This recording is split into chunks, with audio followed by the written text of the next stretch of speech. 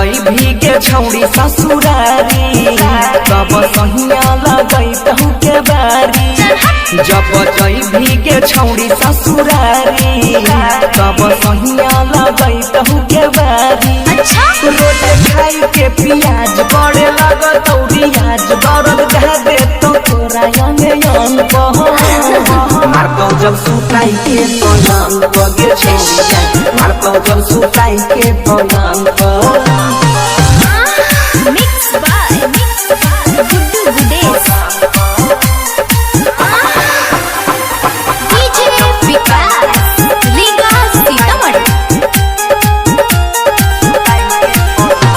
बिछाई के बिछौना के करतौ उठौना उहाँ नहीं चलतौ बहाना तोहार। के अनहरिया जब सुततौ पजरिया के लूट ले तो जोगल खजाना तोहार।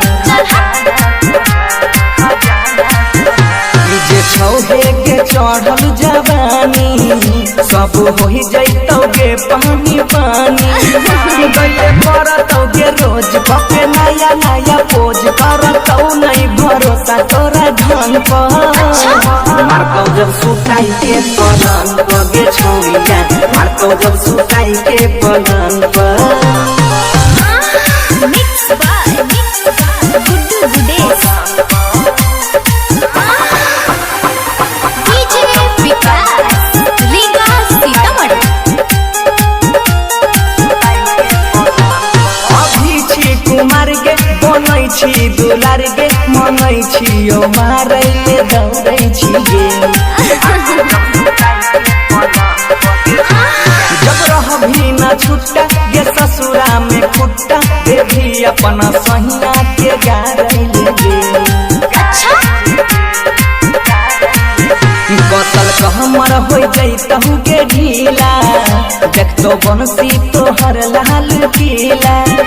भपेराई कर मनीष देतो गाल दुनू मीस जेना लड़ै छै गे बॉर्डर के जंग पर। मारतो जब सुताई के पलंग बगे छोड़िया मारतो जब सुताई के पलंग